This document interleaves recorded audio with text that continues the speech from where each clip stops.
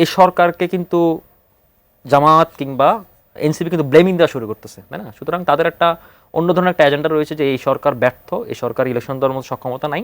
অভিযোগটা এসেছে এনসিপি নেতাদের বিরুদ্ধে বা যারা ছাত্র প্রতিনিধি তাদের বিরুদ্ধে আসছে। সুতরাং সেফ এক্সিট শুধু তারাই দরকার, প্রথমে তাদেরই দরকার। ওনার আরেকজন সহযোদ্ধা সহকর্মী আসিফ মাহমুদ কেন পদত্যাগ করতেছেন? মূল যত কথা এই একটা অবাধ সুষ্ঠু নির্বাচনের জন্য, সেই নির্বাচনের আসলে কতটুকু কি দেখছেন আপনি? ধরুন নির্বাচনের আগে অনেকগুলা যদি কিন্তু ঝুলে দেওয়া হয়েছে রাজনৈতিক দলগুলোর পক্ষ থেকে। কেউ বলছে লোয়ার হাউসে পিআর ছাড়া আমরা নির্বাচন যাব না, কেউ বলছে সংস্কার বাস্তবায়ন ছাড়া নির্বাচন হবে না, কেউ বলছে বিচার সম্পন্ন হওয়া ছাড়া বিচার হবে না। তো নানা ধরনের এই কথাগুলো কিন্তু রিডিউস করতে হবে, তাই না? এখন এই জায়গাগুলো যদি এগুলো কিন্তু ব্যুরোক্রেটিক সমস্যা না, এগুলো রাজনীতি সমস্যা, রাজনীতি সংকট। এখন রাজনীতি সংকট রাজনৈতিক ডায়ালগের মাধ্যমে সমাধান করা যায়, যেটা ঐক্যমত কমিশন আমরা দেখেছি। কিন্তু ঐক্যমত কমিশনের এত কিছু হওয়ার পরও এখন শেষ মুহূর্তে এসে জুলাই সনদে সাইন করতেছেন একদল, মানে যারা জুলাই গণঅভ্যুত্থানে শক্তি বলে দাবি করছে নিজেদেরকে। তো সেই জায়গা থেকে ধরুন নির্বাচন যত ঘনিয়ে আসতেছে তত কিন্তু সংখ্যা বাড়তেছে।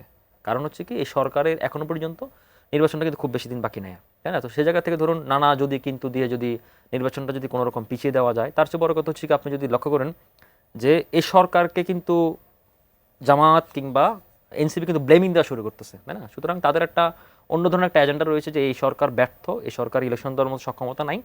আমরা জানি এই সরকার অনেক দিকে ব্যর্থ হয়েছে, এই সরকার সক্ষমতাও কম, কিন্তু তারপর আমরা জামাত এনসিপির ব্লেমিং এর কথা যখন বললেন, সেফ এক্সিট নিয়েও অনেক দিন ধরে সাম্প্রতিক সময় বিশেষ করে এনসিপি নেতাদের পক্ষ থেকে একটা ব্লেমিং ইস্যু। বলেন, আপনি প্রশ্ন করেন। মানে আপনি মনে করছেন যে এটা আসলে সরকার মানে তাদের যে অভিযোগের তীর, বিএনপি যেহেতু পরবর্তীতে ক্ষমতাতে আসবে, হয়তো বা বিএনপির কাছ থেকে সরকারের অনেক অনেক উপদেষ্টারা ব্যক্তিগত ক্যাপাসিটি থেকে সেফ এক্সিটের প্রচেষ্টা চালালেও চালাতে পারে, এমন একটা অভিযোগ করা হচ্ছে। এটা আপনাকে জাস্ট আপনি কি মনে করছেন, political rhetoric? Definitely political rhetoric. আর একটা ব্যাপারটা হচ্ছে ধরুন সেফ এক্সিট তো তাদেরই দরকার যারা অনেক দুর্নীতি অনিয়মের সাথে জড়িত। তো এই সরকারের যদি আপনি উপদেষ্টা মণ্ডলী দেখেন, মোটা দাগে সিনিয়র সবাই কিন্তু তাদের বিরুদ্ধে ফিনান্সিয়াল কোনো অভিযোগ আসেনি। অভিযোগটা এসেছে এনসিপি নেতাদের বিরুদ্ধে বা যারা ছাত্র প্রতিনিধি তাদের বিরুদ্ধে আসছে। তো সুতরাং সেফ এক্সিট শুধু তারাই দরকার, প্রথমে তাদেরই দরকার। আর একটা ইন্টারেস্টিং বিষয় হচ্ছে কি, আপনার দেখুন নাহিদ ইসলাম তিনি কিন্তু সরকারের একটা পার্ট ছিলেন, পরবর্তী তিনি বের হয়ে তিনি আহ্বায়ক হলেন। তিনি বের হওয়ার পর সবার বিরুদ্ধে অভিযোগ জানাচ্ছেন, থাকা অবস্থায় কেন এদের বিরুদ্ধে অভিযোগ জানালেন না? তারপরে এই যে অভিযোগ জানাচ্ছেন, ওনার আরেকজন সহযোদ্ধা সহকর্মী আসিফ মাহমুদ কেন পদত্যাগ করতেছেন? আসিফ মাহমুদের এতগুলো অভিযোগ, সরকার কেন তার বিরুদ্ধে কোনো অ্যাকশন নিল না? মাহফুজ আলম তিনি তথ্য দায়িত্বে রয়েছেন, তিনি আবার বের হয়ে নানা ধরনের অভিযোগ করেন। আবার এই মন্ত্রণালয়ে নাহিদ ইসলাম ছিলেন। তো গত 1 বছর 1.5 বছর সময় ধরেই আমাদের তথ্য মিডিয়া বলেন যে সবকিছু দোষরদের আন্ডারে, এগুলো মুক্ত কেন হলো না? প্রশ্ন করলে তো অনেক প্রশ্ন আমি এভাবে বলতে পারি, ধরেন মানে সরকারের উপদেষ্টারা নিজেরা সরাসরি অপকর্মে জড়িত নন, ঠিক আছে, আমরা বেনিফিট অফ ডাউট দিতে পারি। কিন্তু আপনি বলছেন যে মোটা দাগে অনেকটা পারসেপশন আছে, অনেকে অনেক রকমের অপকর্ম করেছেন, সেই অপকর্মগুলো দায়িত্বে থাকা অবস্থাতে তারা রোধ করতে পারলেন না, সেই ভাবনা থেকেও কি সেফ এক্সিটের ভাবনাটি আসতে পারে কিনা?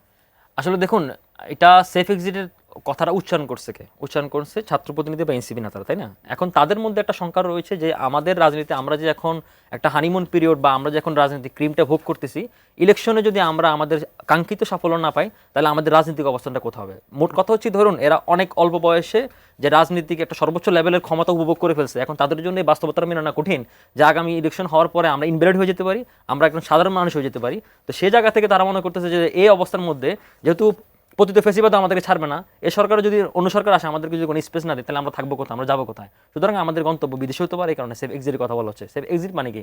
এক্সিট মানে হচ্ছে কি, আপনাকে আমি সুন্দর করে এই দরজা দিয়ে বের করে দেওয়া। তো এটাই তো তারা বোঝাচ্ছে, তাই না? এখন এটা ঘটতেছে কেন? কারণ আপনার কনফিডেন্সের অভাব। এখন হচ্ছে কি, আপনার পলিটিক্যালি ম্যাচুরিটি থাকলে আপনি এই যে আচরণগুলো করতেছে, কালকে জুলাই সনদ তো আপনি জুলাই সনদের জন্য সবচেয়ে ব্যাপারটা আপনি করছেন, তাহলে আপনি কালকে সাইন করবেন না কেন? এই প্রশ্নের উত্তর কি, তাই না? এখন এই ধরনের প্রশ্নগুলো তো আমরা করতে পারি, কিন্তু আমি যেটা শুরুতে বলছি, আই রিপিট এগেন, আপনি গোলা পানিতে জল শিকার করতে যাচ্ছেন এবং সেটা করে আমাদের দেশকে বিপদে ফেলতে চাচ্ছেন। আমাদের গণতন্ত্র উত্তরণের যে প্রক্রিয়া আমরা রয়েছি সেটাকে আমরা পিছিয়ে দিতে যাচ্ছি।